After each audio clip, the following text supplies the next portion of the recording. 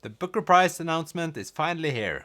Hi, my name is Øystein and welcome to my channel. I'm trying to become a bookworm, and that's why I've read some of the Booker Prize books this year. I'm actually filming this video in 2 parts today, just because I didn't want my thoughts to be affected by the results when I filmed the video. So I'm filming this part now where I talk about my reflections around the books I've read and what I think will be the outcome of the results today. Today will be my first literature award show. And why is that? Well, when I decided to become a bookworm and make videos, I said to myself I would read a lot of different things.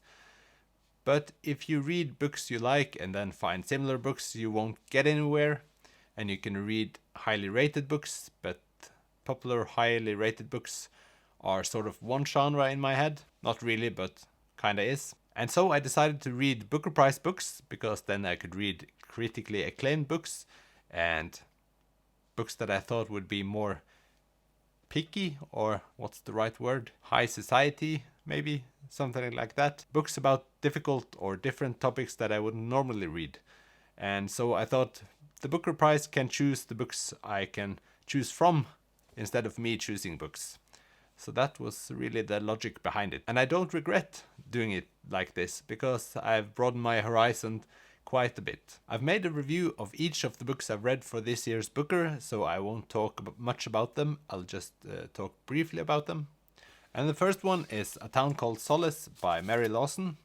This was maybe the most intriguing plot of them all, because this is a mystery novel and I thought that would be kind of interesting to read.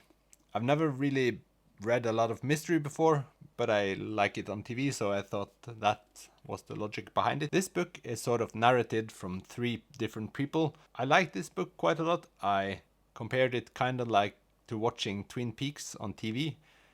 You have this exciting feeling, but where Twin Peaks is a great TV show, this book was only a okay book for me. Then this cover appeared all over my Instagram account for some time and was suggested by different book buying sites, etc, etc. And that's, of course, No One Is Talking About This by Patricia Lockwood. I forgot to mention, but the Mary Lawson book was not shortlisted. We lost that one in the long list, but this was shortlisted, so this was the only book I read that was shortlisted before the shortlist came out, if you follow my drift. This book is about a woman sort of caught in the portal, which is internet or a website or something like that, where you constantly see weird things come out of it, and it's kind of surreal and difficult to follow, and suddenly in her life something happens that makes her go back to her own life in some sorts. I thought this book was very confusing at times, but it's one of those books that I thought a lot about after reading it, so it has made a huge impact. Even though I was kind of harsh maybe in my review of it, I now look back at it as a funny novel, because many of the things are genuinely funny, especially in the first half. The second half isn't that funny. So not my favorite book, but I have fond memories from reading it. And then I decided to read Bewilderment by Richard Powers. And Richard Powers has been nominated for the Booker Prize earlier and has been shortlisted for The Overstory, which was his novel before this one. The plot is kind of beautiful. The woman, that is the mother and the spouse, dies, and the son has this rage issues, which his father tries to solve, and he brings in technology to retrain the boy's brains from the patterns of his late mother. So an interesting plot, but I thought that this book sort of drowned in trying to be more than a great story. It talks a lot about species and environment and astrobiology. Has a lot of things going for it, but for me it was just too much. But I still enjoyed the book, so I didn't dislike this book either. It has a very beautiful language, and I sort of love the relationship between the father and son, even though the book never caught me in a good way. I was not gripped by the book. I didn't form a relationship to the characters, and that was what I was missing. I've heard a lot of people thinking that this will win the Booker Prize this year, and maybe it will. It tackles some big challenges we have as humans, so in that way it's important. It's written in a beautiful way, so it has that going for it. But for me it wasn't anything special. We'll see.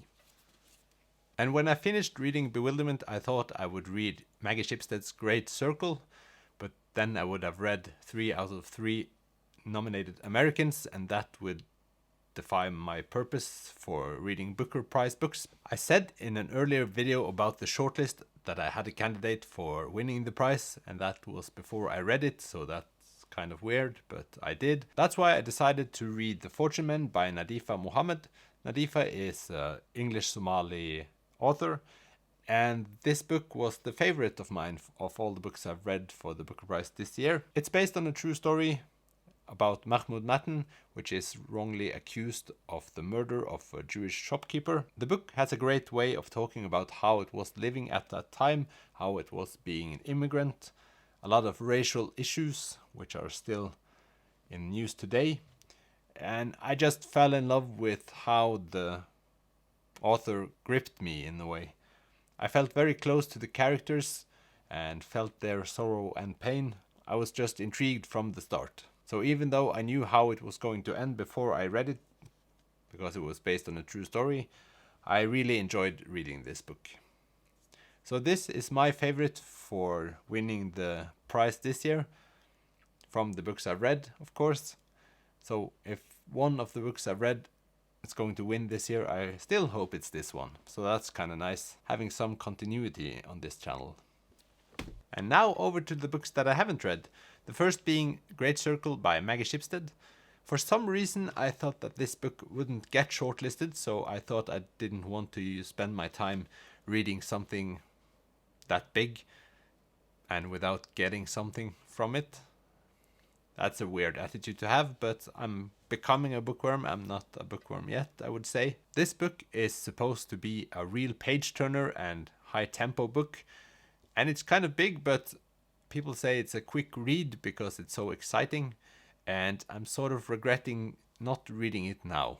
I should have bought it at the first buy, so I would have read it for now. But that I can't do anything about. I'll just have to read it some other time. And the reason I didn't read it now, of course, is that the author is American, so I thought 3 out of 3 would be kind of silly. And I read something on Wikipedia about this. When the prize was first created, only novels written by Commonwealth, Irish and South African and later Zimbabwean citizens were eligible to receive the prize. In 2014 it was widened to any English language novel, a change that proved controversial. A 7-person panel constituted by authors, librarians, literary agents, publishers and booksellers is appointed by the Booker Prize Foundation. And so I've heard a lot of podcasts and read a lot about this, and many people think that the prize is becoming too Americanized.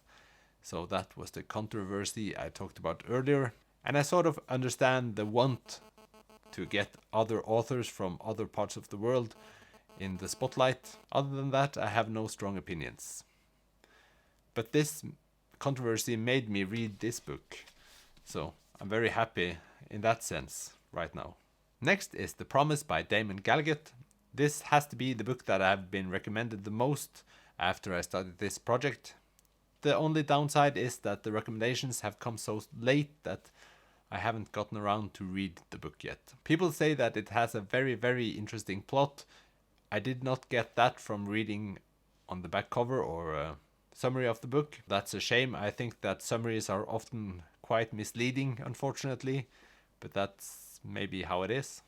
Something that Damon Gallagher also has going for him is that he has been shortlisted 3 times earlier, and that is a lot, I would say.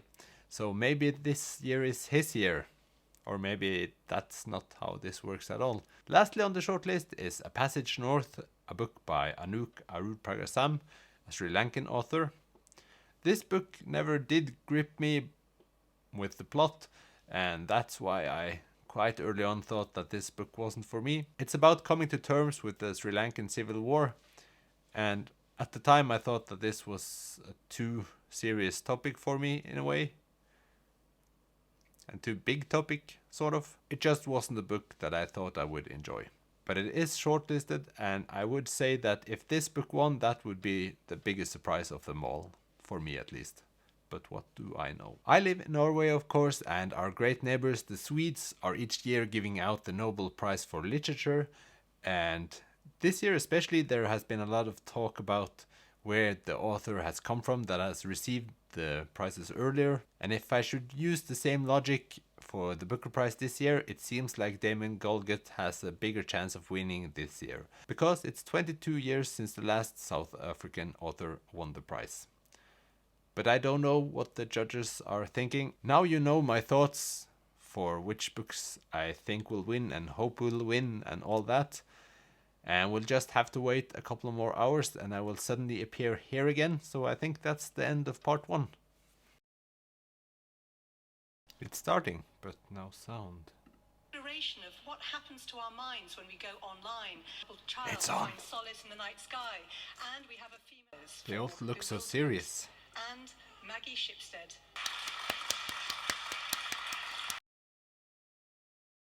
It almost seems more intelligent hearing about the books than actually reading them, I think.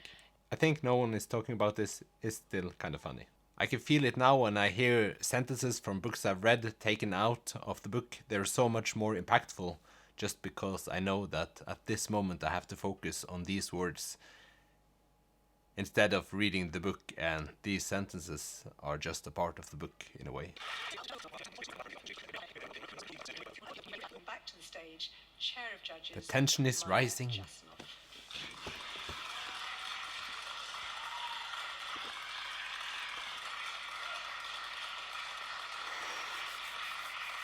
I'm actually more excited than I thought I would be. You're not quite going to announce it yet because we're going to ask a little bit. Sorry, I'm really sorry to all the shortlisted writers. Is The Promise. The Promise. By Damon Gallagher. What a shame. But finally for him, at least. So now I have to read The Promise. I can do that. And so it's all over and Damon Galgut finally got his Booker. I can't remember all the things I've said earlier today, but I think I said that if Damon Galgut won the award that would be good because he's the one of the authors I haven't read that I really want to read that book. So, yay for him. The ceremony was a lot smaller than I thought it would be. There were not that many people and kinda down to earth ceremony, I would say. But that's also cool. But I do think that hearing the authors speak about their novels make them seem so powerful in a way, because they can extract just what they want to get out of the books instead of having someone else trying to tell you what the book is about. So that's something to bear in mind. Maybe next year I'll hear interviews with the authors instead of reading summaries for the books, and maybe that will have an effect on me. I don't know. But this has been a fun ride to learn new things about the Booker Prize and read books that I wouldn't normally read. What did you think about Damon Galgut winning the award this year? Comment below. And thank you for watching my video. I'll see you next time. Bye!